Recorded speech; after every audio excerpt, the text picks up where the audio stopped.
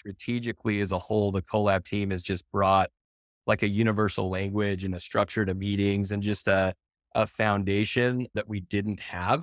It may have been unclear or like we were trying to do it, but looking back after implementing, your team and everything like that, it's very clear, like we need a universal language. We need to march to the same heartbeat. And so like systems and processes are definitely part of that.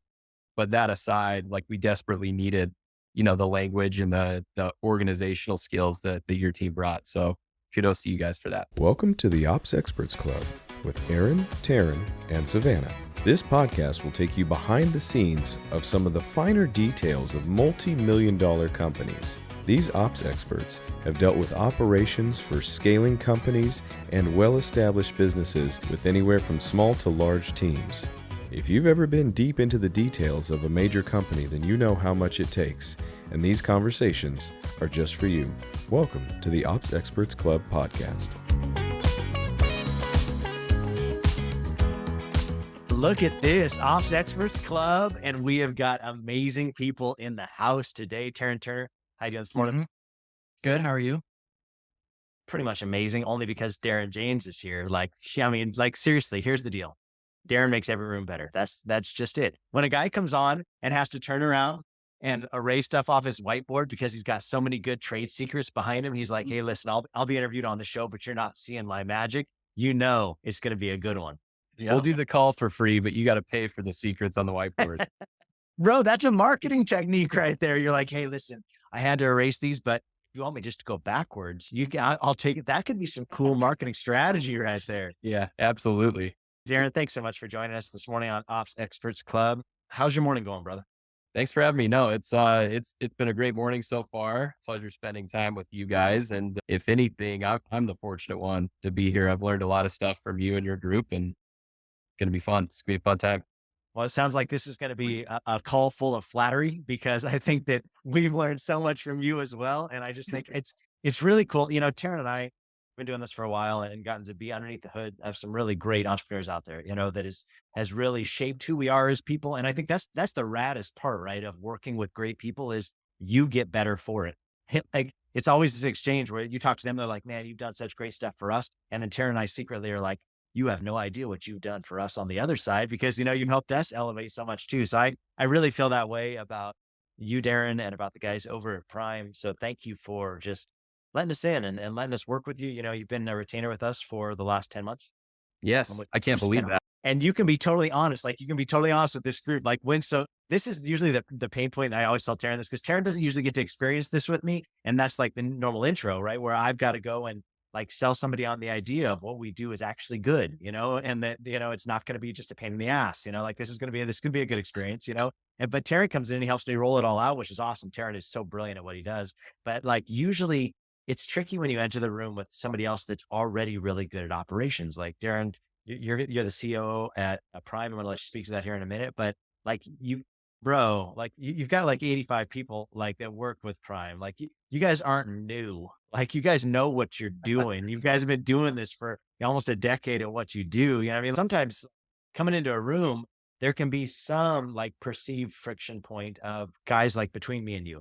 Like the visionary is like, that guy's really good at what he does because it's not good at what he does, right? Visionary doesn't like ops, so it's easy for me to impress the visionary. But then when I roll up next to a guy like you, who's obviously a badass at what he does, there's that whole, how are we going to like each other? Because it can be really easy, I think, for operations, whoever's owning operations, to feel like, who's this guy? Why? Because visionary rolled new guys at operations guy all the time. He's like, visionary's impressed with something new, rolls it at the ops guy. And then the ops guy is like the gatekeeper of, yeah, but is this a good decision or is this not a good decision? Is this going to be a good fit? Is this not going to be a good fit? So I know when Steve brought me into the room that day, I think it was right after your annual planning or something like that. And you're like, hey, and he had already made the decision and he was introducing it and you didn't get much buy-in time. You know what I mean? And he's like, I've asked Aaron to come and do this thing. And like my read on the room, because it was a boardroom style, lots of people in the room. And I'm like, oh man, I hope Darren's going to like me. I hope this goes okay. Because if Darren doesn't, then it causes all kinds of friction downstream of like, I'm just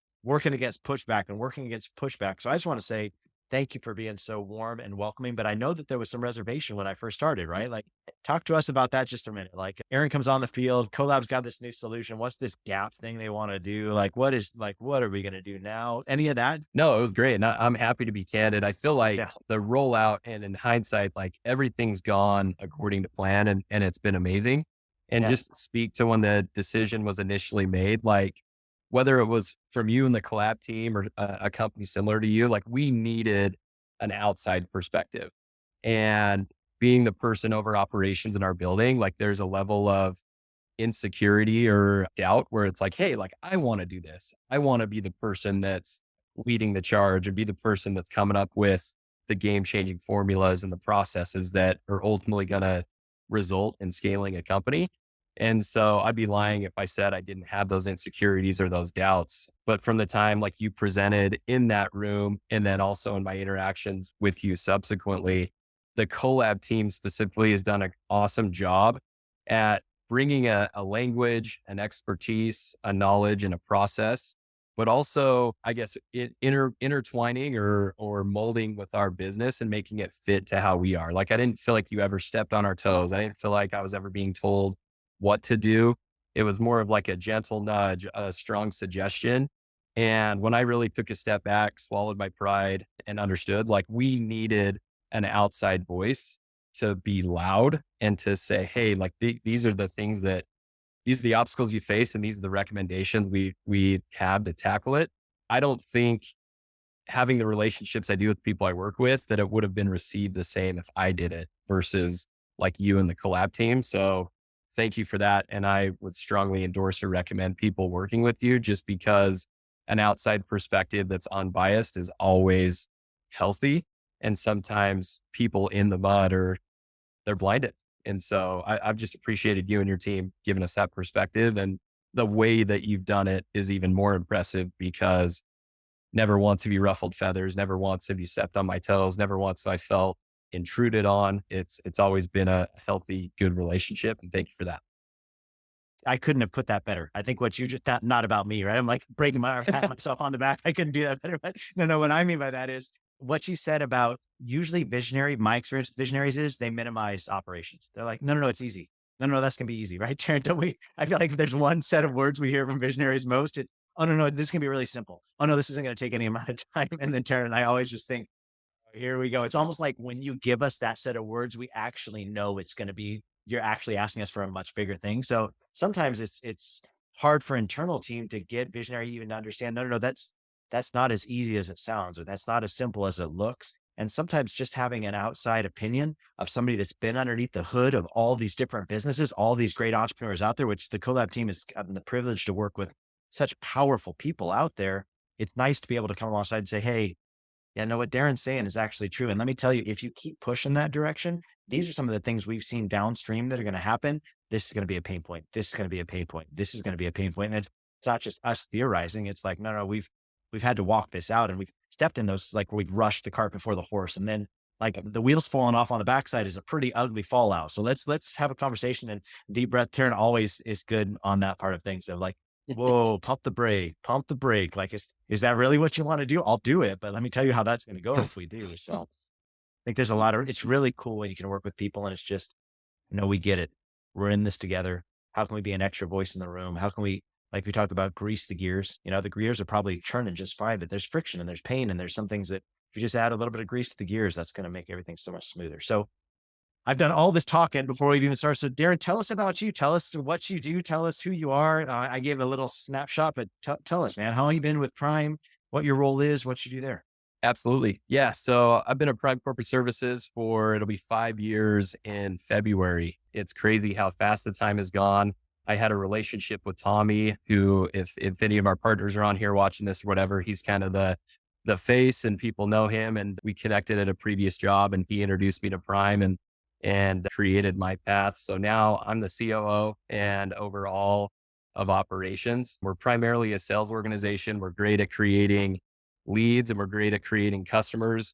And, my primary function is to make sure the customer journey all the way from becoming a lead all the way through our sales process, that they're handled from A to B to C to D and have a great experience while doing it.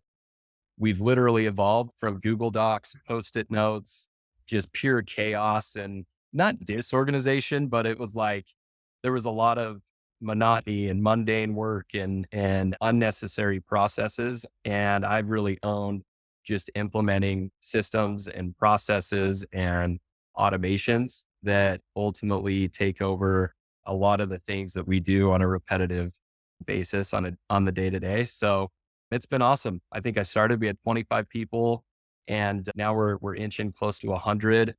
Our business is scaling rapidly. And to be honest, it's pure chaos every day. And following Taryn's advice, all I do is just wake up, take a deep breath and let's roll with the punches and hope we keep our head above water. Cause that's what's going on right now. It's awesome.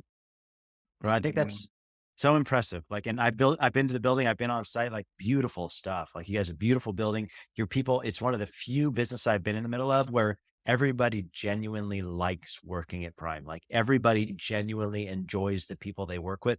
That's not the case everywhere. And I know I've told you guys that in private meetings. I want to say that publicly here. Taryn and I are in plenty of teams where there's dysfunction, plenty of teams where there's like silos of like this group isn't working well with this group and it's causing all kinds of friction, things that's not like, that's just how customers buy our stuff, right? Like that's the basis of business, but like when you have Yep. internal tensions, like it causes unnecessary drama that slows the whole thing down. So I think just kudos to you guys. Taryn and I have talked about several times about just how impressed we are with your team. But Taryn, I thought maybe you could talk to this a little bit because it's pretty rare when I bring Taryn into a room and Taryn is thoroughly impressed with the automations that are already on the field, right? Usually I bring Taryn in because I'm like, this is a shit show. Like, how can I make this thing better? And Taryn's my like save all. I'm just like, let me lob it over the fence to Taryn and hope to God Taryn can jump in and make this thing better. That hasn't been the case for Prime. Taryn, you want to speak to that a little bit? Because you've been pretty impressed consistently. Yeah. Yeah, I was going to mention that, systems, processes, automations, that's my jam. If anybody's been following us here on Experts Club, you've heard all my talks. This is the one client we've had where I jumped in and I met with Darren and it's like, show me your journey. And he just lays it all out. I'm like, all right, I'm gone. Ever I have since nothing. then, I have nothing to add to that. That's I actually haven't been amazing. able to get my foot in the door with Prime because, Darren, that was the one part where everything is awesome here. Like that customer is going from A to Z wonderfully. I helped out with like a few small tech areas that helped free up some time. That was about it. This was a smooth operating automations at least. I will say as it relates to just Collab though, like I feel like Prime as a business may have been a little farther along than most of your clients in terms of our revenues, the number of employees and things like that. And even though, specifically to Taryn, maybe some of the automations and the different things that Collab would have recommended have been in place. I will say, strategically as a whole, the Collab team has just brought like a universal language and a structure to meetings and just a foundation that we didn't have. It may have been unclear or like we were trying to do it, but looking back after implementing, your team and everything like that, it's very clear, like we need a universal language. We need to march to the same heartbeat. And so like systems and processes are definitely part of that. But that aside, like we desperately needed, the language and the organizational skills that your team brought. So kudos to you guys for that. Thank you, man. I think that those are kind of Yeah. words we roll out with people. EOS, Entrepreneur's Operating System, from the book Traction by Gino Wickman. And I know I've told you this a lot, Darren, but I feel like your team at Prime is like one of my best case studies of how fast you've taken traction because you had all the elements on the field. It was like, no, let's just align them. Like if we just, you have so much pulling power here. If we just like streamline this thing and strap everybody together and pull, you're going to chase the moon. And I feel like your guys' growth is so impressive. Like, and I just, man, massive kudos to the pieces you put into place. And thank you for the kindness. I do think EOS has really helped like strap everybody in and like push everybody the same direction. But I think even just your scorecard is so beautiful. One of the things we help businesses with is help roll out scorecards, but it was so great because and I'd love to talk about this a little bit, Darren, as we get into some of your best stories, some of your biggest hurdles, but like rolling out Salesforce has been huge for Prime. It sounds like that was like one of your big, successes. And it sounded like there was some apprehension at the beginning because Salesforce isn't cheap, especially the way you guys roll it out. Like that's an expensive decision. Sometimes for visionary, that's a bitter pill to swallow. That's a big mouth of medicine you just made them take of how much that's going to take to get us to as clarity as we are. But what that did was it made your scorecard like magic, because I think that what was still happening when we rolled into the scene a lot of times was it sounded like Steve would be like, hey, could I see this report? Hey, could I see this piece of this? Or like there was a lot of still like grabbing at like things that still took time. Yeah, you had the data there, but it took somebody's time to go pull it, bring it back. Did they look at it? Did it even get looked at? Like, did it even scratch the itch? And I think that scorecards are great because we can streamline and align all the data. Here are the key metrics that everybody's heartburn is over every single week. And let's go line by line through them every week on our weekly L10s. And then it hopefully cuts down on some of the noise of people getting panicky about numbers, because the key numbers are always being tracked. So maybe you want to speak a little bit to Salesforce or whatever you want. I mean, even to just touch on Salesforce, and it can kind of fold into my, best story or whatever. Salesforce was a big pill for us to swallow. It was definitely a bigger expense than we've ever invested in. Primarily, we were operating off of Google Docs and copy paste and people just kind of doing everything. We were very successful in a healthy business. And then we really just made a bet on Salesforce to be the one engine that truly runs our business from the point a potential client enters the system all the way through our deliverable journey. And so it was a big investment. And at the time I remember talking Steve into signing the contract, and I was like, this better work or my head's going to roll type deal. It was a large investment, and, hindsight, three years later, I think we've had it. It was the best decision we've ever made, and one of the primary drivers behind the growth of our business. So I guess, like, in short, the takeaway is don't be afraid to invest in technology, because you're missing out. Like, there's so many human errors and human element that are just part of being human that, Salesforce and other CRMs can eliminate. That those stacking those pennies and avoiding those mistakes and cutting that time, it adds up over time for sure. Mm-hmm. Yeah, I mean, Taryn, maybe you can talk about that a little bit, but I think that your CRMs is literally your gig. Like, that's what we do. That's what we help, like, diagnostically work through people's CRMs, working through the automations, working through the triggers they've set up, working through the accesses those things give, working through the way they manage what they're supposed to, the customer resource management, like this whole relationship management journey. And Salesforce, quite candidly and honestly, has been one that stumped us, right? Like, you've gotten in there and you're like, they've got so many doors closed. Like, there's so many things they just do not let you intuitively figure out on your own. But the way that I feel like, Darren, you set up Salesforce has been pretty special too. So Taryn, I don't know if you want to speak to that a little bit. Yeah, Salesforce is great. I mean, it's got a great name in the space. It's definitely for people once they reach a certain level. For you, these early people, early businesses, early entrepreneurs, you're not going to be there yet because it is pretty pricey. But you do reach a place where, yeah, Salesforce can run your entire operations, customer resource management software, everything from intro to fulfillment, assigning out leads, scheduling calls, moving deals around, getting reports, affiliates. Like, it's quite impressive what you're able to do in it. Yeah. I have a saying that could come off kind of harsh, but maybe Taryn will like this, but I say data doesn't lie, but people do. And so someone's always like, hey, I did this, or I sold this, or I promise and it's like, no, you didn't. The system says you didn't. And so we have a saying here at Prime too, where, like, if it's not in Salesforce, it didn't happen, even if that's true. And it's because your data's got to be clean, and there's only we've built it in a way where it's like our source of truth. It's the Bible, it's the gospel, and yes, whether it is true or not, if it's not true in our source of truth, which in our case it's Salesforce, or it could be Zoho or Fusionsoft, whatever you use, it's like it didn't happen. And so those are two funny sayings I throw at people quite often. So true though. The gospel of Salesforce, that's the truth. But I will say, especially, we don't deal with as many businesses that are so strong sales culture as you guys. Like, you literally are a sales engine. And I mean, like, you guys, have dozens of guys out on the sales floor selling every single day. And I think if there's ever an opportunity for narrative-based lies to come and hit the scene, it's in a sales culture where sales guys are good, right? They're paid to manipulate people into purchasing in the best ways possible. Not negative, right? But like, they're convincing people to buy, which means when they bring back data, it's going to be very easy for them to try and manipulate or sell you on whatever their spin or their story is. And it's so nice to be able to just say, no, data doesn't lie. Like, no, you didn't.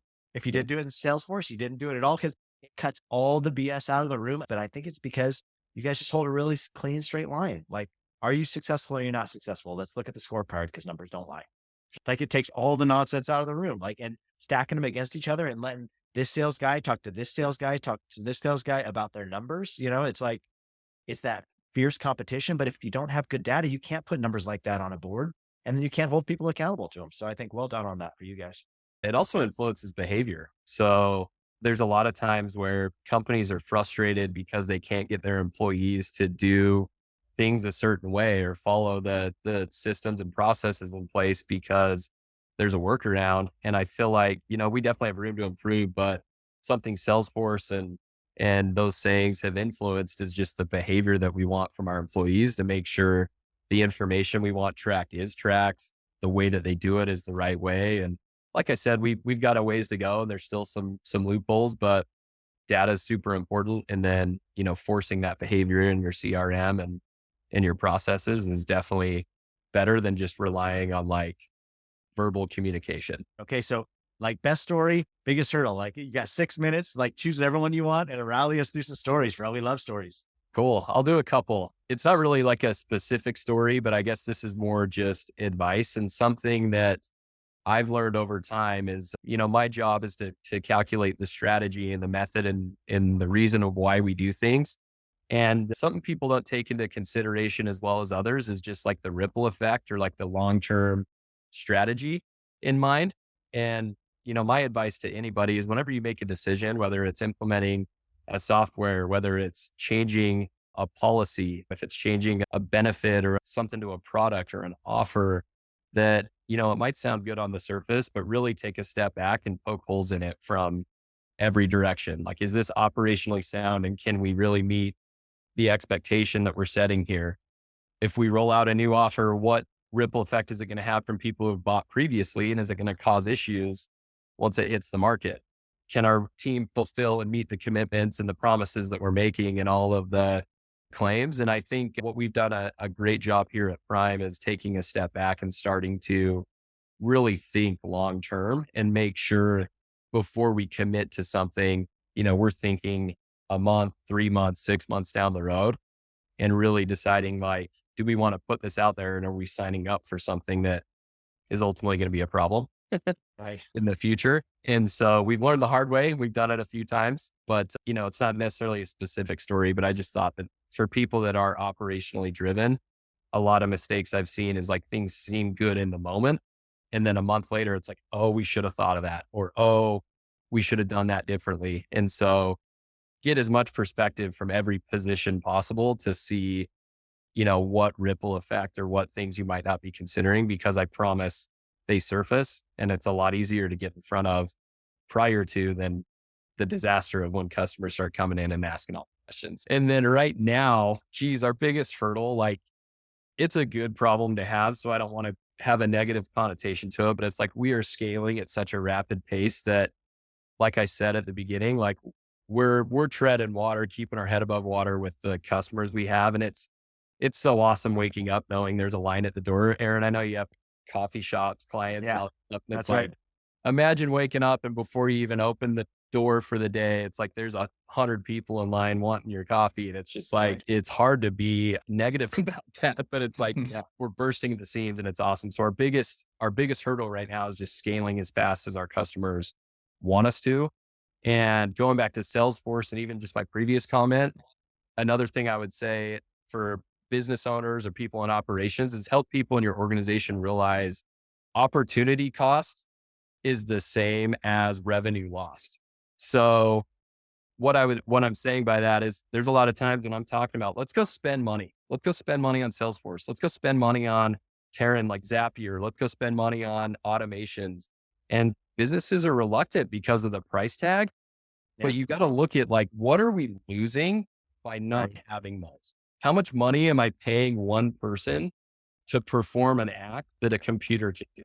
So I'll give an example. We made an automation. We made an investment recently. It was $10,000 to do. And that investment eliminated 2 full-time employee work over the course of a year. And I can tell you there was a point in time at Prime where that $10,000 price tag may have scared people away or been the reason we said no. But going back to my opportunity costs, like those 2 people that's $100,000 a year doing Right. work that's not very rewarding. It's not super fun, but it's necessary to the business. And now I can use those two people and I can go put those efforts, energies, and attention to things that might actually impact revenue rather than cost me money and or revenue. And I think a lot of businesses bypass spending money, and it's a Yep. mistake, and it ends up costing them man hours, wages, insurance, and even revenue, where it's like, man, if I had a crystal ball and could look back on all the things we spent money on, I would have spent it day one and not even thought about it.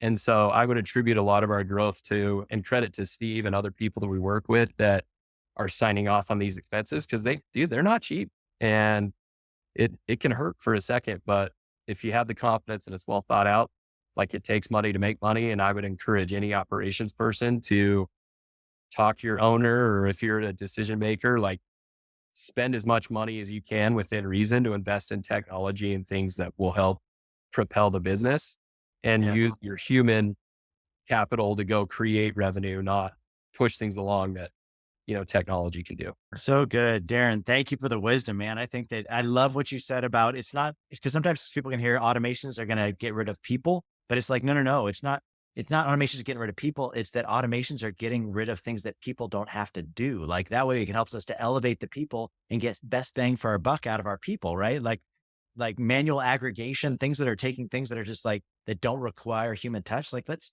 automate those. And you've done a great job with that. So, Darren, man, we could talk for another half hour. So I know thank we you so could. much. Keep going. Thank you so much for your time today, man. So much respect for you and Steve and Tommy and all the guys over at Prime and everything that you do. I know we've loved Chris too, your CEO, your CFO, like everybody over there is just such a great group of people. So thank you for spending time with us on Ops Experts Club. I'm sure we might tap you on the shoulder a little bit further downstream and say, hey, come back. People are wanting part two. So thank Hey, you for let's do it. everything that you do for us. I'm down. Thank you guys. It's been a pleasure. Darren. Thank you for tuning in to the Ops Experts Club podcast. New episodes available every week on Spotify, iTunes, and everywhere you listen to podcasts. If you're curious about how some of the biggest names in entrepreneurship have scaled their businesses to the next level, check out some of our best content on this topic by going to foundationsthatscale.com. You can find the link in our bio and do your part to improve as an ops expert.